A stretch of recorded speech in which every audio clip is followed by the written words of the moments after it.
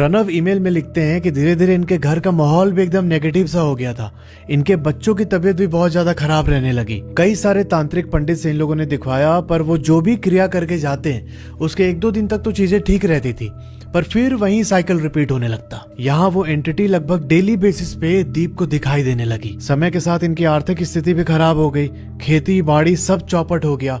Financial condition एकदम बदतर होते जा रही थी इनके फैमिली की। अब इनके घर का माहौल इतना ज्यादा नेगेटिव हो चुका था कि रिलेटिव भी इनके पास आने से कतराने लगे। जब इनका काम धंधा एकदम ठप पड़ गया, तब दीप अंकल एक नौकरी करने के लिए कोलकाता जाते हैं, पर 2 महीने के बाद इनके हाथ से वो नौकरी भी चली गई। अब ये वापस अपने गांव लौटते हैं और दीप और उनकी पूरी फैमिली बहुत परेशान रहने लगी। कुछ टाइम के बाद जो दीप की वाइफ थी, उनके मायके के लोगों ने कोलकाता के एक तांत्रिक के बारे में सजेशन दिया। बोला कि एक बार आप लोग उनसे मिलके देखिए, शायद वो कुछ इसका सॉल्यूशन निकाल पाए। यहाँ पर दीप अंकल की फैमिली ने उस तांत्रिक को बुलवाया। अब जब ये तांत्रिक इनके घर पर आए तो इन्होंने पूरी क्रिया की, और क्रिया करने के बाद उन्होंने काली माता का एक धागा सबके हाथ में बांधा।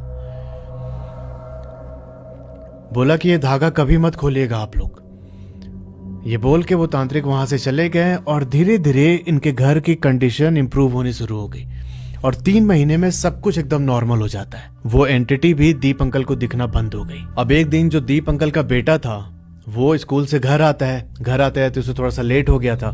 दीप अंकल का बेटा यहाँ क्लास 6 में पढ़ता है। गर्मी का टाइम था। घर आकर उसने मम्मी को बोला कि मम्मी बहुत गर्मी लग रही है, मैं ना थोड़ा तालाब में नहा के आता हूँ। मम्मी ने बोला कि ठीक है, क्योंकि इनका ये डेली रूटीन का हिस्सा था। दीप अंकल का बेटा तालाब में जाके नहाता है और कोई आधे घंटे के बाद वापस घर आया। इस समय उनकी मम्मी किचन में कुछ बना रही थी। उन्होंने देखा कि उनका बेटा अभी घर के अंदर आया है और वहां से सीधा ये अपने कमरे में गया। अब चूंकि जो इनका घर बना था इसका फ्लोर मिट्टी का था, तो ये चिल्लाती हैं कि अरे गीला पैर लेके मत जा अंदर। पर जब तक वो चिल्लाती, वो लड़का अंदर जा चुका था। कुछ टाइम के बाद किचन का काम कंप्लीट करके ये अपने बच्चे को डांटने के लिए उस कमरे में जाती है।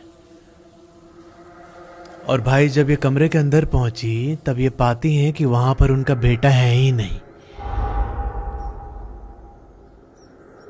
और वो तो गीले पैर से उस मिट्टी के फ्लोर पर चल रहा था। तो ऑब्वियस सी बात है कि फ्लोर पर उसके पैर के निशान होने चाहिए, पर ऐसा कुछ भी नहीं था भाई साहब।